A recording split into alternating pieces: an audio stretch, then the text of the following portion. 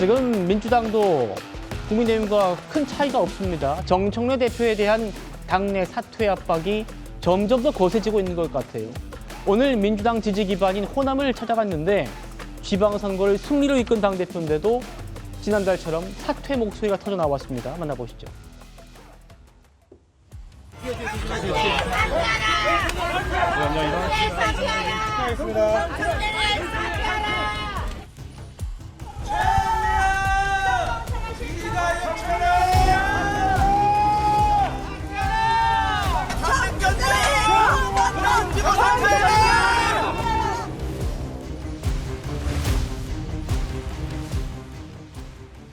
양 변호사님, 저도 민주당을 꽤 오래 출입을 해봤습니다만 민주당 대표가 호남에 가면 보통 굉장히 지지를 받고 어떻게 이제 호남의 광주, 전남, 전북의 의원들이 대거 참석해가지고 뒷받침해 준단 말입니다. 그런데 오늘 사뭇 분위기가 좀 달라요.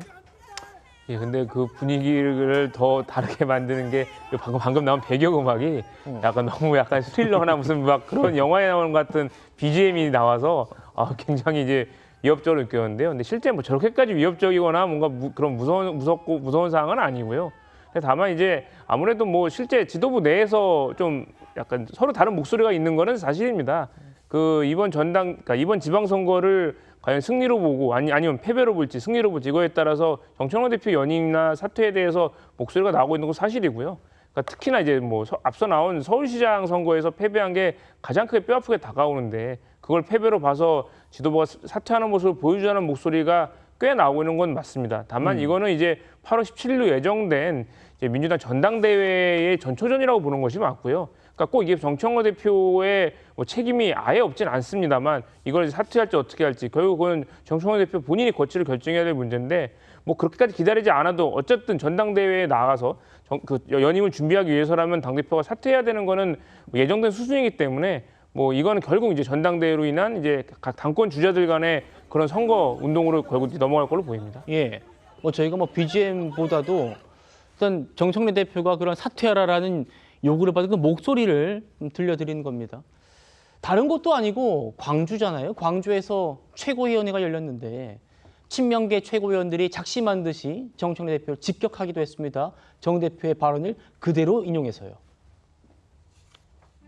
국민과 당원은 영원하지만 당권은 짧습니다. 국민과 당원은 영원하지만 당권은 짧습니다. 우리는 이 사실을 결코 잊어서는 안 됩니다. 이길 수 있는 곳, 져서는 안 되는 곳에 저를 포함한 당대표를 포함한 지도부 모두가 부족했습니다. 어제 의총에서 많은 의원들의 질타가 이어졌습니다. 많은 분들은 뻔뻔한 지도부라고 이야기합니다. 우리 지도부의 책임 있는 자세를 촉구합니다. 장희진 변호사님, 국민과 당원은 영원하지만 당권은 짧다.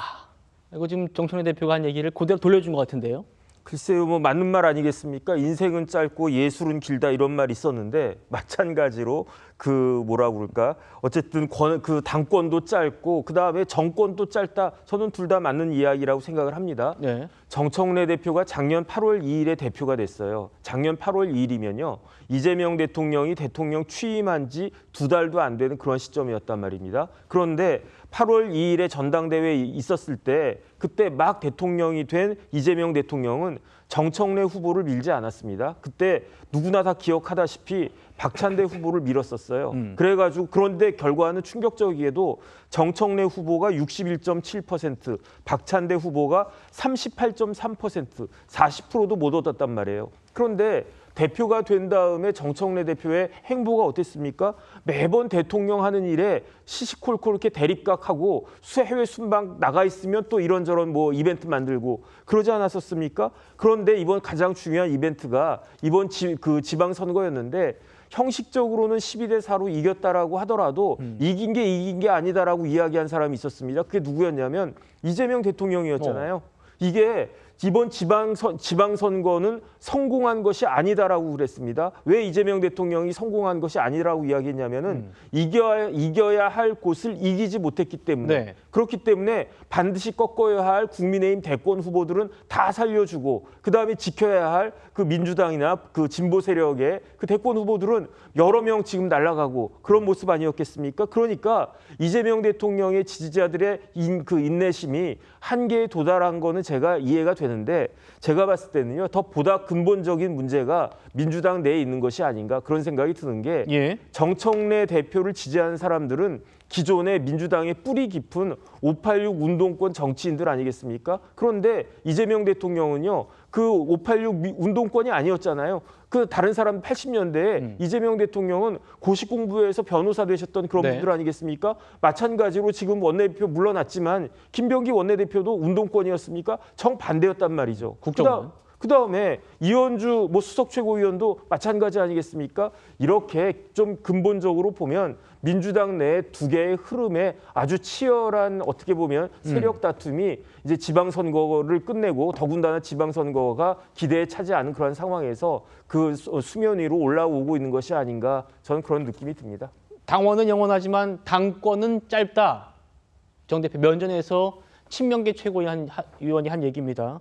그걸 듣고 있던 친청계 문정복 최고가 또 이렇게 반박을 했습니다. 들어보시죠.